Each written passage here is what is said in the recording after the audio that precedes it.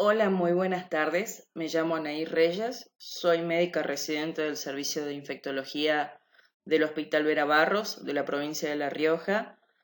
Me recibí en la Universidad Nacional de La Rioja en el año 2015. Me encuentro en la provincia de Jujuy realizando una rotación programada de 3 meses en el Hospital San Roque, el cual debido a los hechos que se están conociendo se ha virado un poco su población, entonces es actual referente de COVID acá en la provincia. Así que bueno, me estoy educando respecto a eso y la idea de esta charla es poder compartirles un poco lo que estoy aprendiendo y a la vez de que nos podamos informar de manera correcta y transmitir de cierta forma seguridad en algunos puntos tranquilidad y en otros inquietud para buscar información debida y de fuentes confiables. Bien, ustedes saben que el día de ayer tuvimos muchos inconvenientes con el problema de internet, así que trataré de poder ser lo más breve posible y concreto. Esto es una línea de tiempo, el cual podemos ver que en diciembre del año 2019 hubo un número de casos reportados bastante importante de una neumonía de origen desconocido, el cual se empezó a estudiar y se empezó a estudiar sobre todo los primeros casos. A partir de allí se aisló un nuevo agente. Alrededor de los primeros 10 días de enero se empezaron a reportar los primeros casos fatales. Se vio también de que el personal de salud se podía ver afectado como una infección intranosocomial, o mejor dicho, asociado a cuidado de la salud, debido al exceso de casos y a que los pacientes que viajaban hacia países que tienen mucha afinidad en cuanto a la economía empezaron a presentar cuadros parecidos. China limita su movimiento y debido al informe que le hace a la OMS el 30 de enero declara que hay una emergencia de salud pública internacional. Hablando más simple, es como un paso previo para denominar que hay una pandemia. Bien, antes de mirar este cuadro quería que nos familiaricemos un poquito con algunos términos. ¿Qué es pandemia? ¿Qué es endemia? ¿Y qué es epidemia? Si vamos de menor a mayor, endemia es una enfermedad, que está presente en una zona de manera permanente, en todo momento durante años, ¿sí? Y años, y que no supera una cantidad de casos considerables a la que se espera para determinada época. Por ejemplo, el Chagas es endémico acá en Latinoamérica. Bien. Por otra parte, epidemia es un aumento de casos seguido de un punto máximo y luego una disminución. Es decir, que en una determinada época del año, que yo espero que haya una enfermedad, aumenta por demás, pero a la vez después esta disminuye o desaparece. ¿Cuál sería un ejemplo? Por ejemplo, las gastroenteritis por algunos agentes durante el verano. Y en cambio, pandemia es una enfermedad, ¿sí?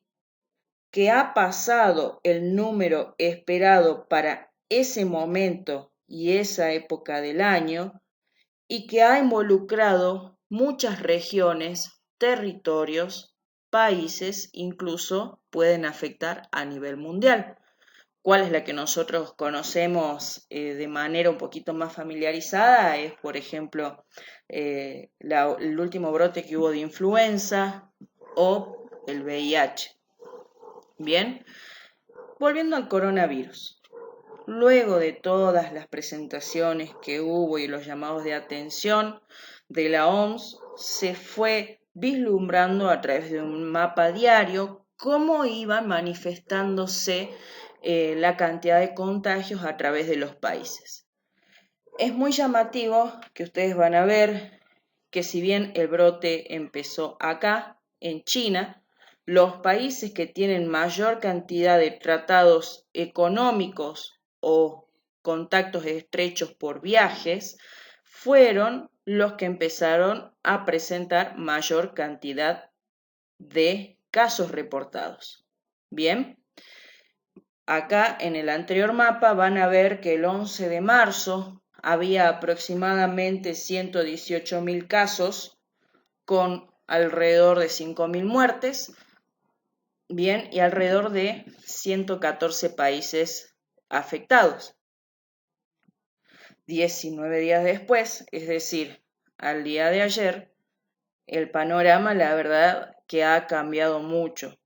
En un tiempo muy corto, más o menos estamos como 6 a 7 veces la cantidad de casos reportados al 11 de marzo, con 35.000 muertes, y vamos a ver que de a poco se van presentando mayor cantidad de recuperados.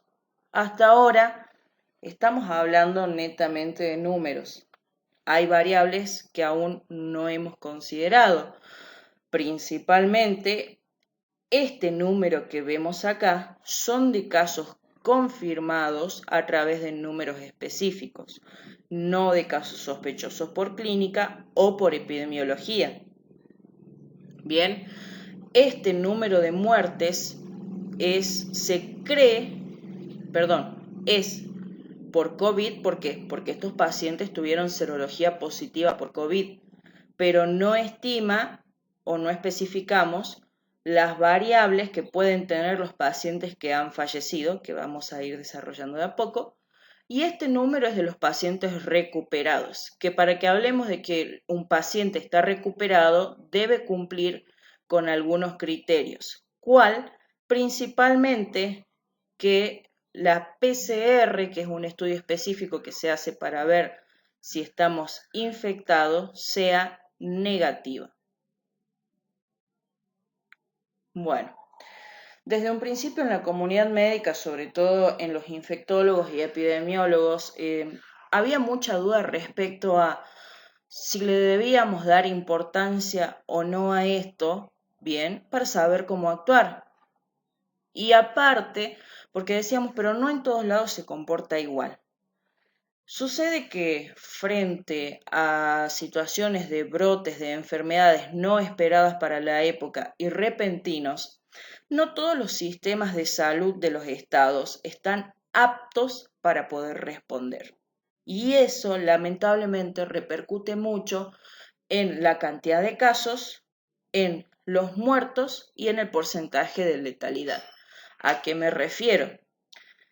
Corea del Sur hace no mucho tiempo tuvo un brote que es el llamado síndrome respiratorio del Oriente Medio, el cual lamentablemente falleció mucha gente, pero a la vez de allí aprendió a cómo actuar frente a brotes de infecciones respiratorias. Por lo tanto tenían estudios bastante rápidos o test rápidos que nosotros llamamos, en el cual en el momento se puede tomar una muestra del paciente, ya sea de sangre o de saliva, se ve a través de una tira reactiva si es positivo o negativo, y al paciente que era positivo inmediatamente lo aislaban, tenga o no síntomas, y eso al hacer un aislamiento social rápido logró que no se dé tanta transmisión de la enfermedad, por ende se limite la letalidad. No así en Italia, que lamentablemente la respuesta no pudo ser tan rápida. Hay muchas variables que desconocemos. Se cree que es por su sistema de salud. Por lo tanto, los casos tienen una tasa de letalidad mucho más alta. Ahora, el punto es, ¿realmente me tengo que alarmar o no? Si vemos los casos versus la gravedad de casos, podemos ver que del 100%, solamente el 20% va a representar a la cantidad de casos graves, y de ese 20%, solo el 5% va a necesitar cuidados críticos. Ahora, esos cuidados críticos, bien, ¿se van a dar en un solo momento o se va a dar en un tiempo más prolongado? Recordemos que estamos en pandemia y que eso quiere decir que se va a dar el aumento excesivo de una enfermedad en un tiempo dado en muchos lugares a la vez. Y es allí donde despiertan muchas alarmas. ¿Bien? Sin embargo, había gente que todavía decía, no, pero ¿tenemos que tomar medidas o no? Porque si hacemos una comparación con enfermedades que tienen un mecanismo muy parecido de transmisión, la verdad que podemos todavía nosotros solventarlo. Es lo que, por ejemplo, decía gente o académicos de Estados Unidos. ¿Por qué? Porque ellos conocen de manera un poquito más aproximada, por ejemplo, la temporada de influenza, que a manera criolla diríamos la gripe, ¿no? Solamente entre octubre del 2019 y febrero del 2020, ellos tuvieron alrededor de 40 millones de enfermos por gripe, de los cuales consultaron alrededor de 20 millones, se hospitalizaron 500.000 y murieron 50.000. Y vos vas a decir, ¿es poco o es mucho? La verdad que son muertes considerables. Y el punto viene acá nuevamente a los que remarco. Es el tiempo en el cual se presenta. Esto es un estudio durante el lapso octubre, noviembre, diciembre, enero, febrero. 5 meses. Bien. Y hay que aclarar que no todos los pacientes consultaron no todos los pacientes consultaron a la vez.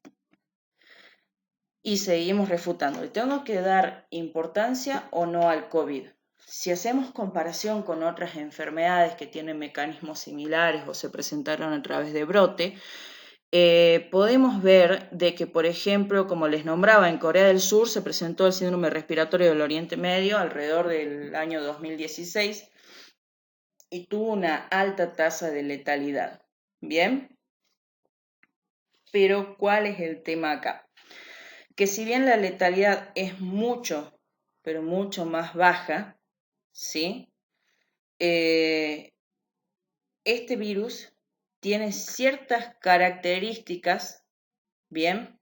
Que lo hacen bastante vivo, por así decirlo, para poder llegar a mayor cantidad de población, ¿bien? ¿Cuáles serían esas características? Del coronavirus se sabe que hay más o menos siete subtipos, ¿sí? Si quiero hablar un poquito con más propiedad, podemos decir que el coronavirus está muy extendido entre mamíferos y aves, las variedades más amplias de genotipos infectan murciélagos, pero 2 subtipos infectan a los humanos, que es el coronavirus alfa y beta.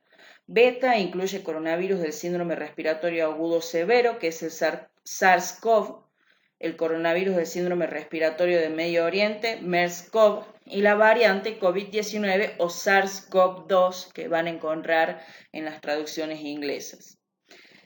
Estos tienen la particularidad que tienen periodos cortos de incubación, que es que van de días hasta semanas, con un promedio entre alrededor de 2 a 14 días y un promedio medio, si quiero ser más específico, de 5 a 7 días. Bien, y acá es donde vamos a las características. Tengan en cuenta que nosotros en realidad conocemos solamente menos del 30% de virus que conviven con nosotros, ¿no? Hay un 70% que desconocemos. Y como todo ser en el universo, todos queremos vivir y multiplicarnos, porque esa es la finalidad de todos. Pero el virus es una partícula que es inerte, que puede estar nos enseñaban en bacteriología entre los vivos y los muertos. Ellos lo que buscan es ingresar en una célula, someterla y multiplicarse. Ustedes habrán visto que el MERS-CoV mató a mucha gente, pero así como mató a mucha gente, rápidamente se perdió. ¿Pero por qué se perdió? Porque la letalidad es alta, entonces no llega a ser tan transmisible porque pierde la capacidad de contagio de una persona viva a otra. Si la persona se muere, deja de contagiar. vuelvo a hacer hincapié en que estoy tratando de ser lo más explícita posible para que se pueda entender. Se estima que el origen del coronavirus proviene de los murciélagos, ¿bien? Porque en los murciélagos causa un síndrome respiratorio agudo severo, que probablemente utilizó un animal vendido en el mercado de Wuhan en China como huésped para pasar a los humanos. En algún momento se pensaba que era el pangolín.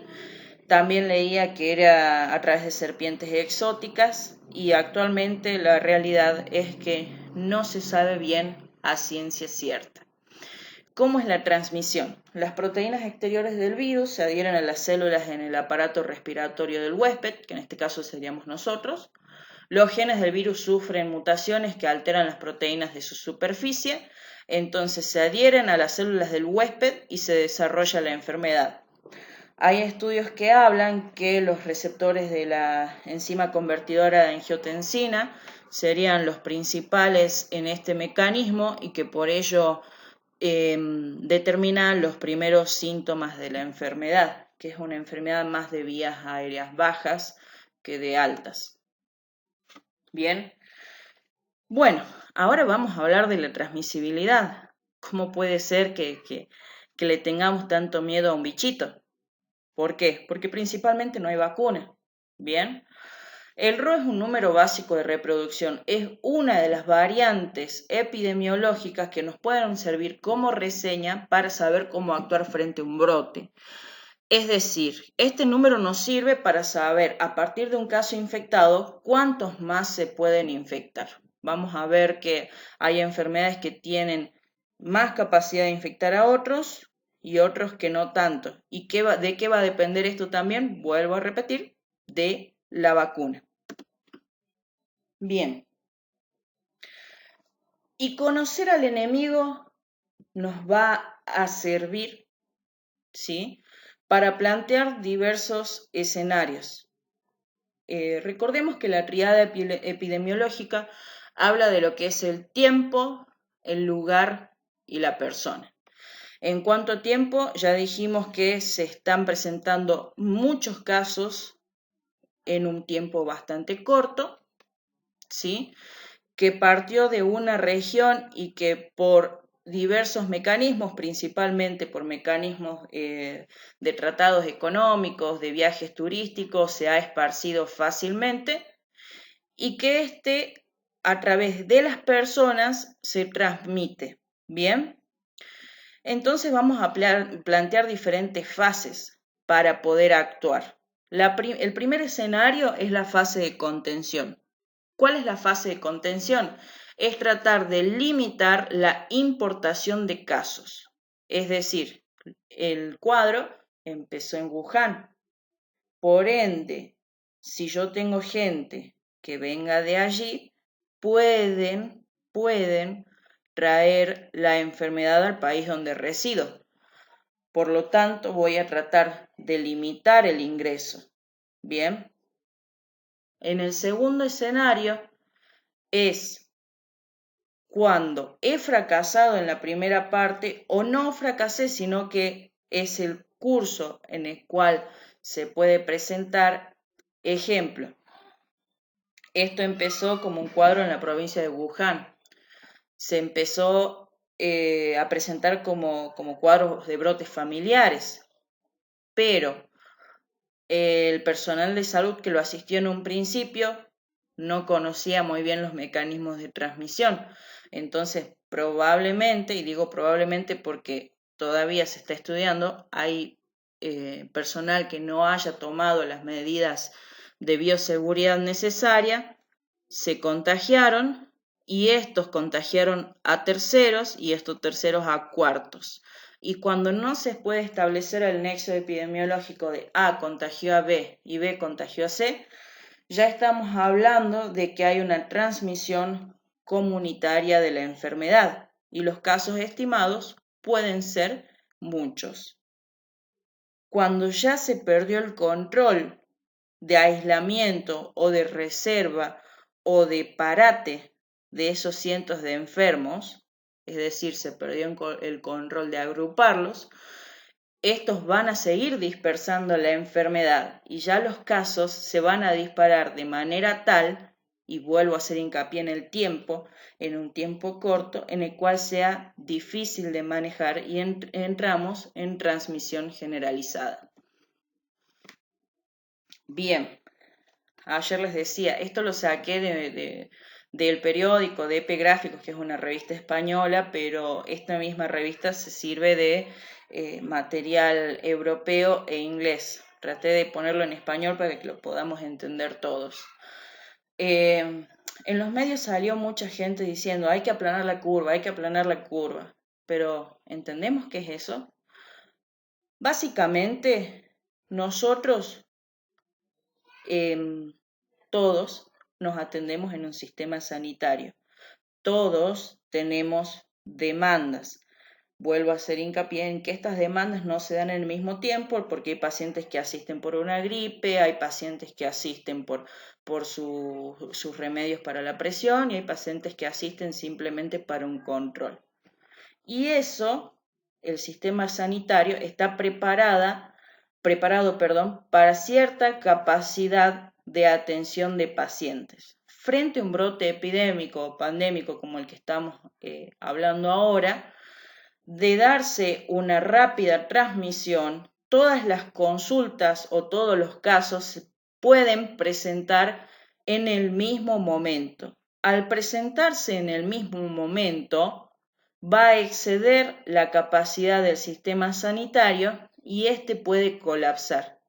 Y la palabra colapsar no es simplemente hablar de que, bueno, no va a dar abasto para atender las consultas. No, es que la gente o los pacientes que realmente van a necesitar una atención rápida no lo van a tener y es muy probablemente que mueran.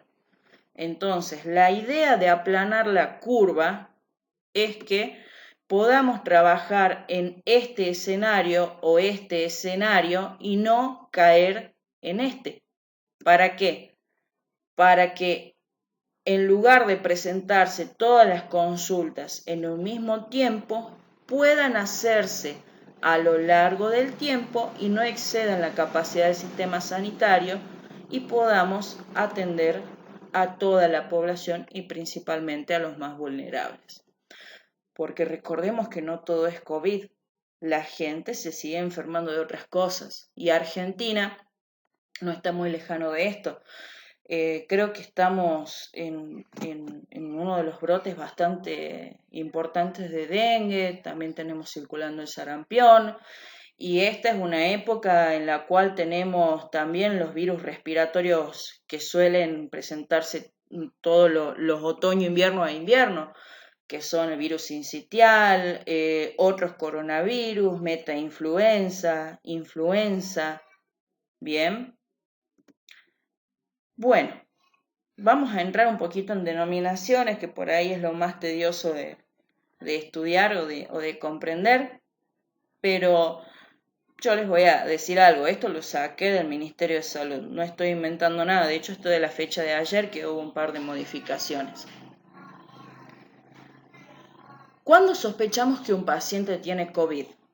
Cuando presenta fiebre más uno de estos síntomas, tos, odinofagia o dificultad respiratoria. Odinofagia es dolor de garganta, ¿sí? Odinofagia es dolor de garganta y dificultad respiratoria es la disnea o la falta de aire, ¿sí? Para que entiendan más o menos los conceptos.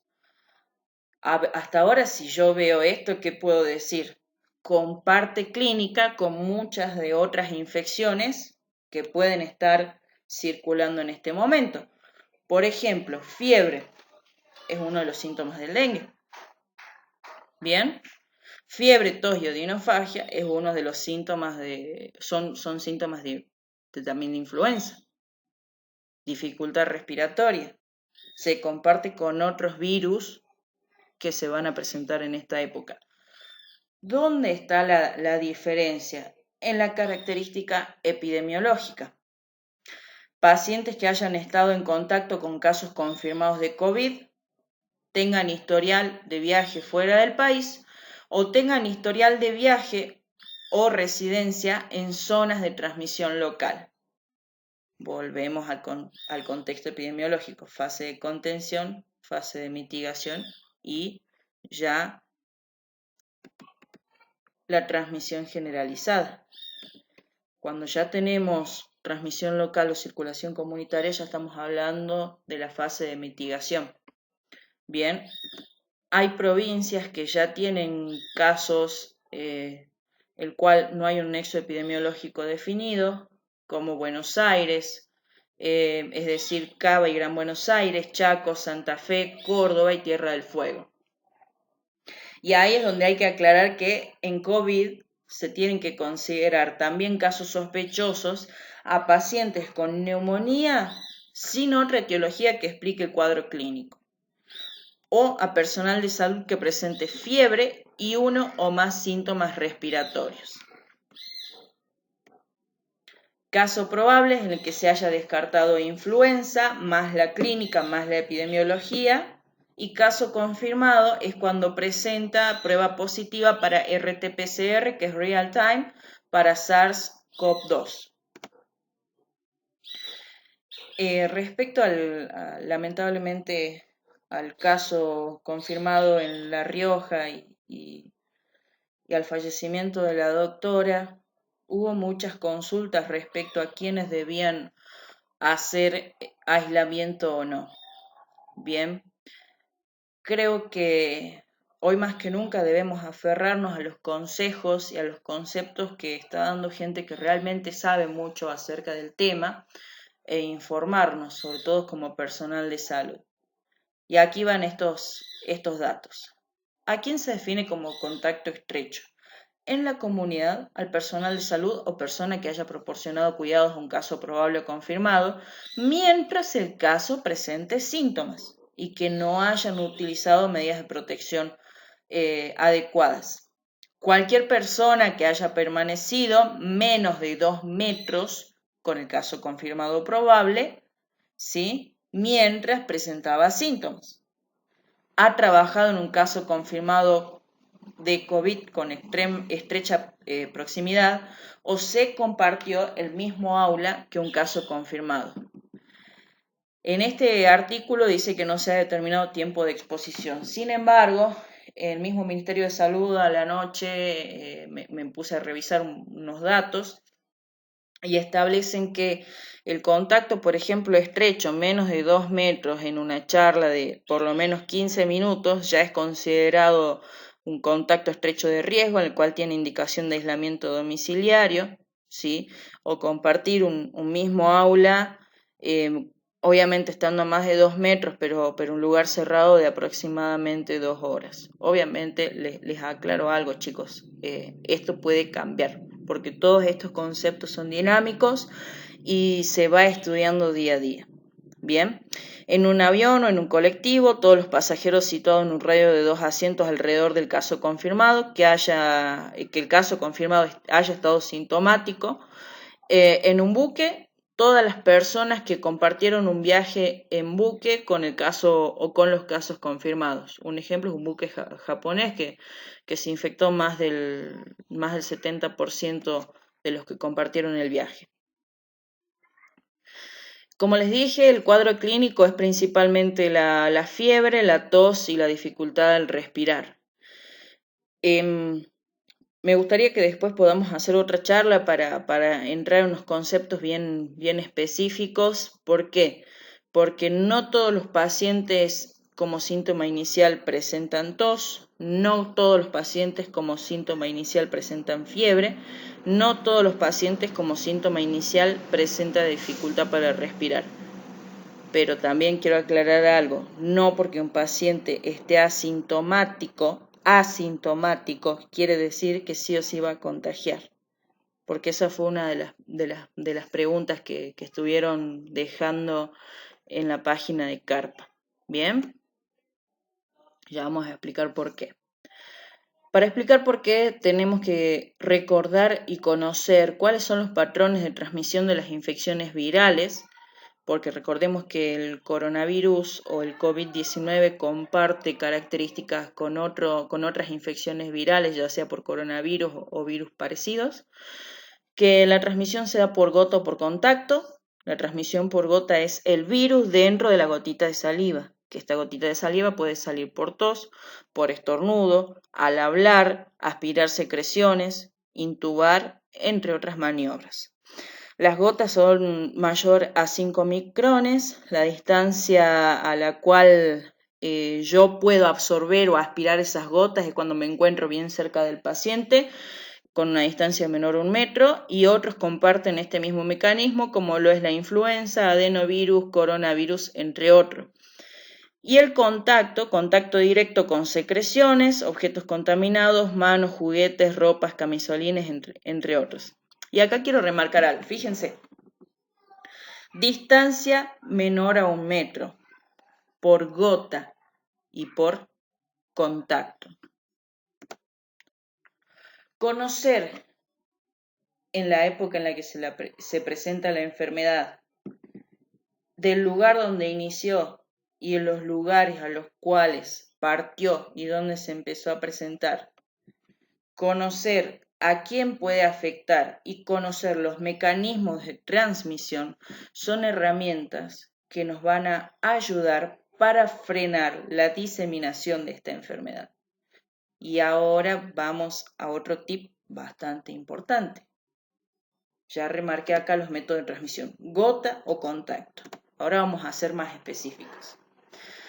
La transmisión de persona a persona se da por contacto estrecho menor a 1 metro, cuando una persona tose o tiene secreciones respiratorias.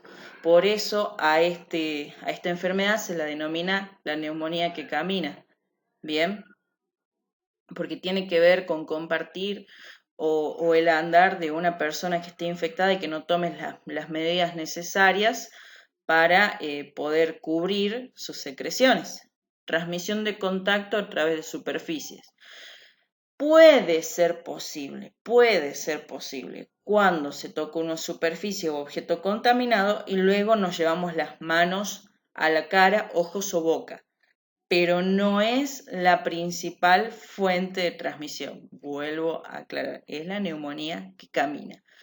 Contacto social persona a persona. Se puede transmitir el virus sin estar enfermo, es decir, estando asintomático, ¿sí?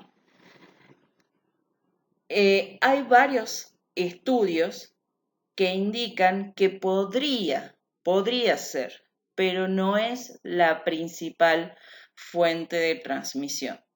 De reportes de serie de casos se estima que entre un 5 a un 25% de los pacientes pueden estar asintomáticos. Pero recordemos esto, contacto a través de superficies. Entonces tengo que saber cómo lo elimino.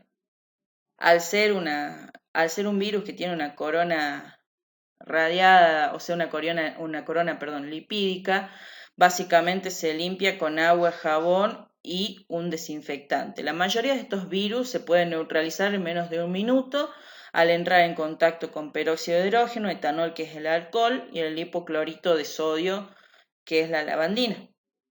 Bien, ahí hubo varios estudios basados principalmente en los otros coronavirus que se conocen para estimar cuánto pueden sobrevivir en las superficies. ¿Cómo vamos a hacer la limpieza y cómo vamos a desinfectar? Primero que nada, para desinfectar tengo que tener la superficie limpia, es decir, agua, una esponja, detergente y un trapo. Y una vez que esté visualmente limpio, aplico la desinfección, que puede ser la lavandina común, que es un pocillo de café, 100 mililitros en 10 litros de agua. Esto es aproximado porque la concentración de la lavandina comercial común es de 2,5 gramos sobre centilitro, que nos daría, si yo quiero ser más específico, son 12,5 mililitros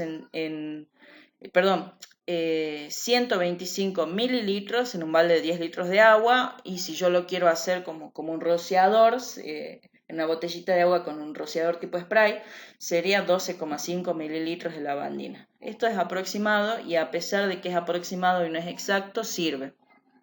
Y la otra opción es usar alcohol líquido, 7 partes de alcohol y 3 partes de agua en un recipiente limpio o en un rociador, y posterior a la limpieza, que les digo que tiene que estar visiblemente limpio, se rocía y se pasa un trapito. Bien, y son medidas bastante prácticas y muy útiles, no solamente para el COVID. Hoy pensaba antes de dar esta charla que digo, qué bueno que hagamos nuevamente hincapié en medidas básicas de control de infecciones, y vamos a ver cómo repercute esto en los números de los diferentes nosocomios en los próximos meses, porque creo y tengo mucha fe de que estas medidas van a ayudar a combatir algo que venimos intentando combatir hace mucho tiempo, que son las infecciones intranosocomiales. Porque acá la principal medida de todo es la limpieza y el orden. Bien, bueno, todo el tiempo estamos con colegas debatiendo acerca si sobreusar el barbijo N95 o no.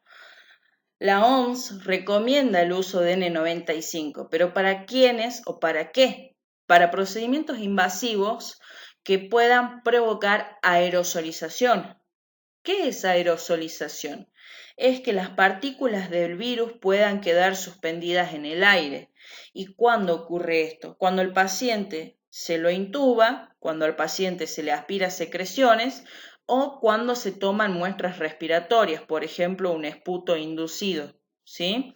En el resto de las situaciones solamente se indica precaución, de transmisión por gota y aislamiento de contacto.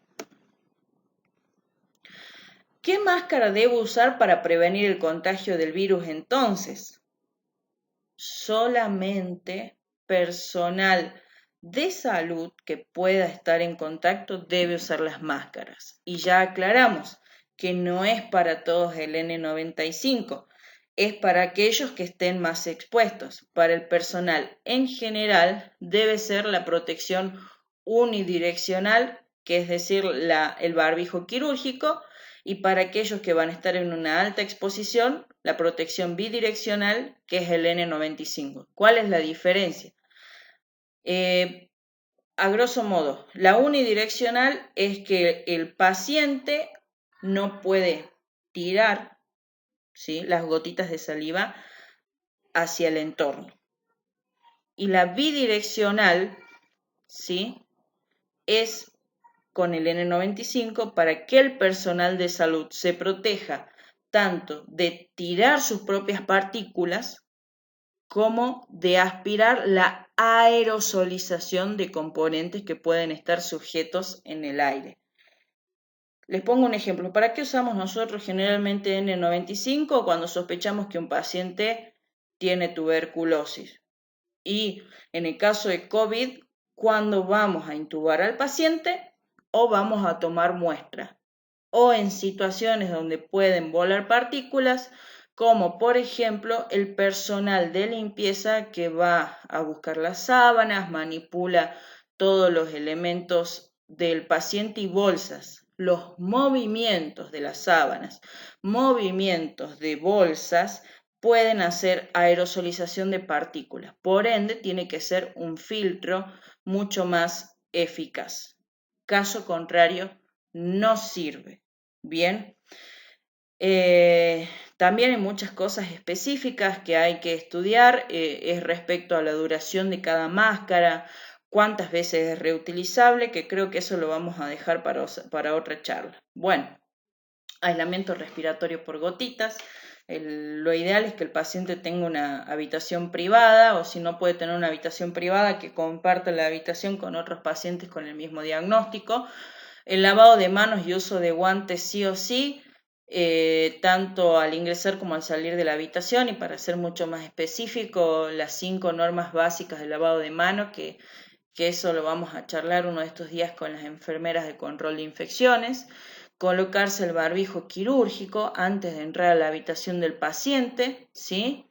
Y colocar el barbijo quirúrgico al paciente cada vez que éste deba salir de la habitación, por ejemplo, cuando se va a hacer un estudio por imagen.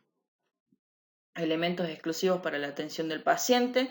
Todo tiene que estar debidamente rotulado y debe permanecer en la habitación. No es necesario el uso de elementos de vajilla descartable, o sea, le puedo dar de comer en un plato de vidrio, pero ese plato él no lo puede compartir con otro paciente. Tiene que comer de ese plato, lo que no queda se desecha y se lava con medidas de protección como guantes, ¿sí? Y barbijo, porque quienes hacen la limpieza son también son personal bastante expuesto. Higiene y desinfección diaria siempre en la unidad del paciente. ¿Cuál sería la unidad del paciente? Es la cama, el, el sustento del suero, las perillas que tocamos para entrar a la habitación, la piletita del lavado de manos. Bien, como le digo, esto es a modo general. Hasta ahora la OMS recomienda que todos los pacientes que sean sospechosos se realice aislamiento en centros hospitalarios. Y en el caso confirmado deberá tener aislamiento hasta que el paciente se encuentre asintomático y tengamos, como bien les dije, las PCRs negativas. Pero digo, es hasta el momento porque todo esto es dinámico y se puede modificar y va a depender mucho de la cantidad de casos que se presenten. En cuanto al tratamiento, de manera más breve voy a remarcar algo que se habló desde un principio. No se debe utilizar corticosteroides, ¿sí? Y como toda enfermedad viral, lo que hay que evitar son los antibióticos, los AINES, corticosteroides, evitar nebulizar para gente que hace emergencia, no ambucear, solamente usar paracetamol e hidratación vía oral. El paracetamol es algo que está en estudio porque hay médicos que dicen que sí se puede usar ibuprofeno, pero no lo tomemos como una recomendación generalizada porque tiene que haber un estudio serio y de una cohorte de casos, de número de casos bien considerable.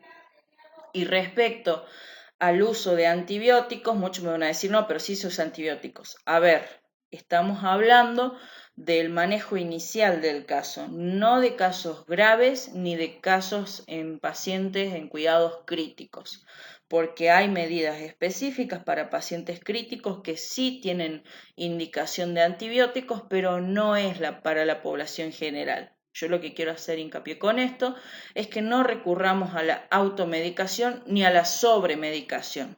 Bien, hasta ahora no hay ningún tratamiento profiláctico ni ningún tratamiento efectivo para el curso de la enfermedad y todos los tratamientos vigentes están en estudio. Lopinavir, ritonavir, hidroxicloroquina, cloroquina, el remsivir, la verdad que no me acuerdo bien la pronunciación, e incluso esta combinación que nombró un médico francés, que es la citromicina con hidroxicloroquina.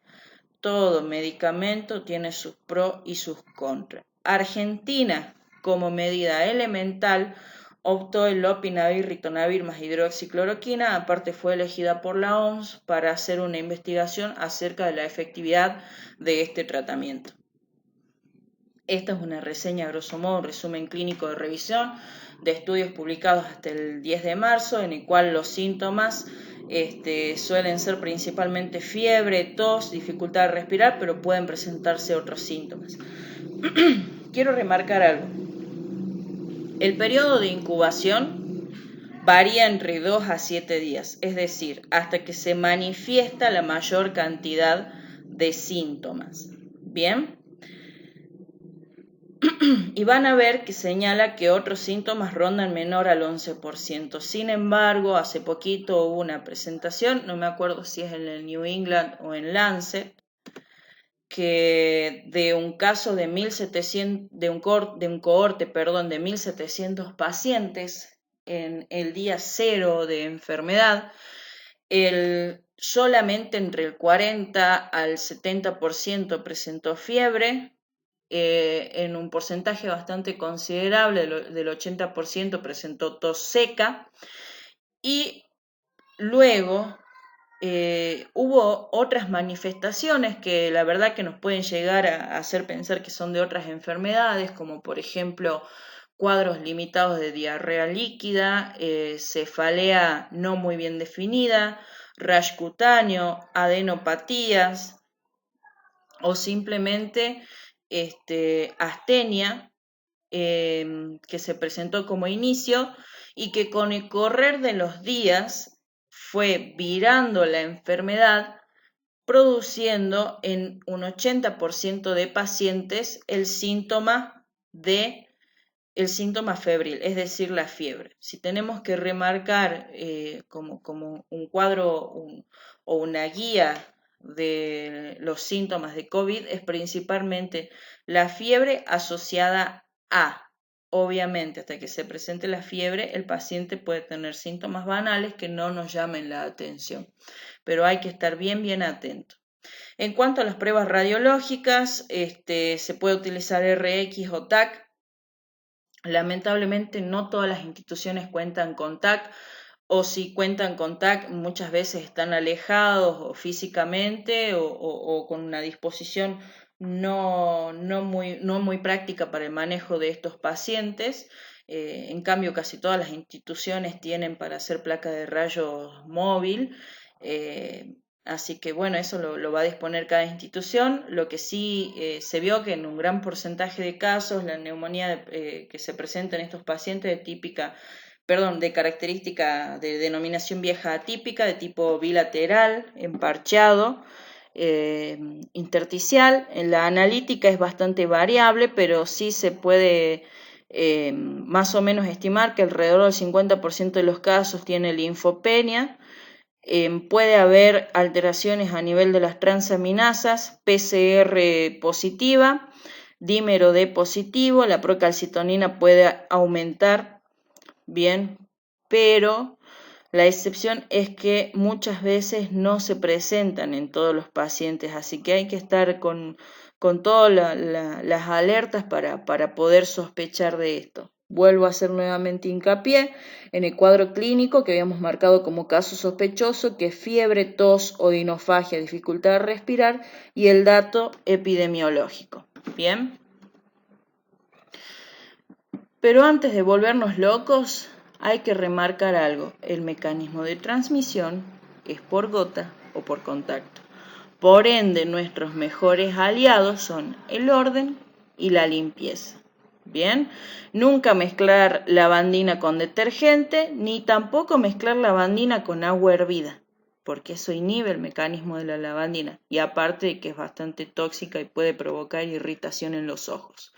Bien, hasta ahora la principal medida para combatir este COVID es el aislamiento social, que en realidad no es social, sino es un aislamiento físico. Bien, el aislamiento físico es: me mantengo alejado entre 1 y 2 metros de la otra persona, toso y estornudo en el pliegue del codo o en un pañuelito descartable, lo desecho y me lavo las manos. Limpiamos las superficies que estemos con el mayor contacto posible: picaportes, mesas, escritorios, computadoras, celular. ¿Qué tema el celular? Porque yo creo que hasta hace menos de 2 semanas ninguno de nosotros limpiaba el celular siquiera por lo menos una vez al día. Y lavado de manos, aunque no parezca algo tan elemental, pero que no lo tenemos tan arraigado. Y es un buen momento para ponerlo en práctica. Y bueno, acá tenemos una pequeña reseña de los momentos del lavado de manos. Y aunque nuestras manos se vean limpias, pueden contener microbios. Bien, muchas gracias, espero les haya servido y nos estaremos comunicando a través de la página de Carpa para evacuar todas sus dudas. Muchas gracias.